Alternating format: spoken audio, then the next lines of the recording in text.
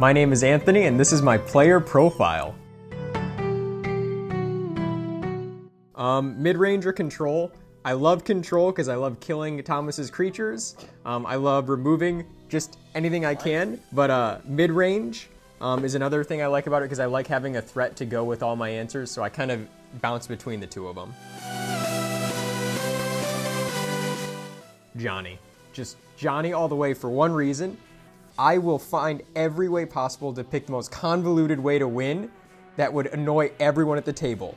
I'll play like a super common archetype or a super common deck, but I will say, that's a cool win con you have there. Wouldn't it be great if I just didn't include one in my deck and then not realize it until I'm playing the deck that there's nothing in there? So I would say that's what puts me in the Johnny status.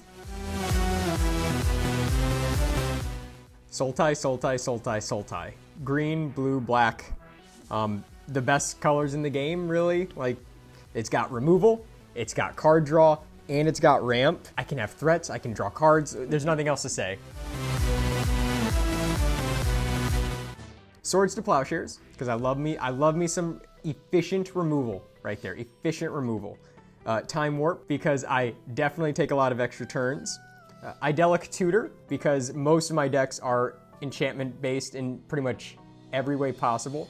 Counterspell, because apparently I put it in every deck, which I was going to argue with, and then I looked at my deck lists, and it's in every deck I own. I don't put a lot of counterspells in my decks anymore. I've tried to stay away from that, but there's always going to be the tried and true counterspell. And then the last one is Siege Rhino, because when I first started playing Magic in Khans of Tarkir, Siege Rhino was the first playset of a card I ever bought, and now I own 3 playsets in 2 different arts, and I love it.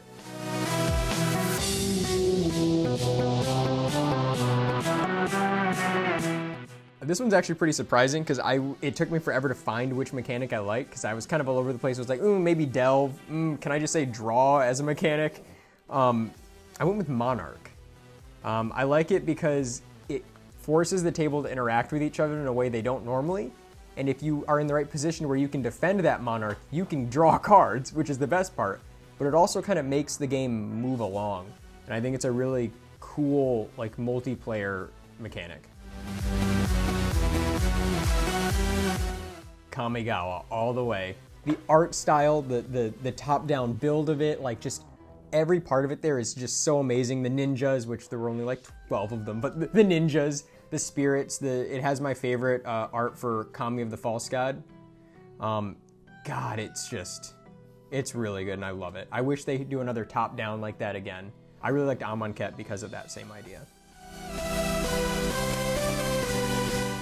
Physically, that I currently have built, I don't remember the full names for any of these, but Joyra, Damia, Edric, Tatyova, Carador, Tuvasa, Anawan, Yerok, and then whatever the cycling one is.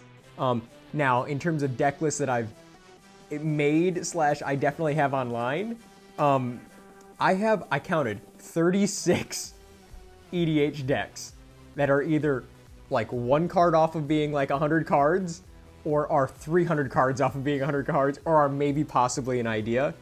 And they're all terrible. Every single one of them. Edric, Spymaster of Trest. It's tempo with card draw and counter spells and tempo and drawing cards, and I get to take extra turns to draw more cards. It's my most tuned deck by far. It's my most competitive deck. It is brutal to play against. I love it. I was gonna say Damia originally, because I have a Damia like draw go deck. And then I was gonna say Edric, because Edric is very brutal, but I swung back to Damia because the idea of draw go is often considered the most despised like play style to play against. And that is all this deck is just, oh, that's a good card. Your turn. Just over and over again. The only win condition in the deck is very anticlimactic. I just sort of Torment of Hailfire for a kind of high number and just say, here go. I would say my Carador Ghost Chieftain just because it's a Primal Surge deck. It's bad in every way. The only good thing about it is that it can sometimes accidentally win by drawing and casting Primal Surge. But everything else is a really bad permanent or kind of loops with each other, and usually I don't have any lands, and I specifically play Mana Bond in it so that I can pitch my hand and then never draw another card for the rest of the game, and often don't play, but it's really fun. Can I just say any aggro deck? I tried building a green elf deck. That was my first EDH deck. It turned into not really attacking, mostly me drawing cards toward the end of its lifespan. It was very much so like, yeah, I could attack, but I'm not going to. And then I switched to like the trample mono green, also kind of turned into card draw toward the end. And now really, I'm trying to build a Klothys deck that is kind of attacky, but I keep accidentally putting in card draw spells and less creatures. So somehow my aggro Gruul deck has turned into only 25 creatures and like 40 spells, so I don't know what's going on with it. The politics. Just by far the politics. I love everything about being able to, even though you're playing the weakest deck, or possibly the strongest deck, you still have a chance of either winning or losing, just based off what you say.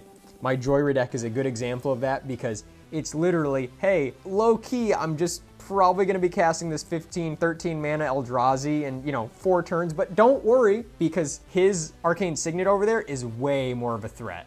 You should deal with him, kill him first. I won't do anything, I promise. Once again, my name was Anthony, and this is my player profile. If you want to check out any of the deck lists I talked about here, links are in the description. If you want to see any of the decks in action, check out the rest of the videos on our channel. But before you go, don't be afraid to like and subscribe. See ya!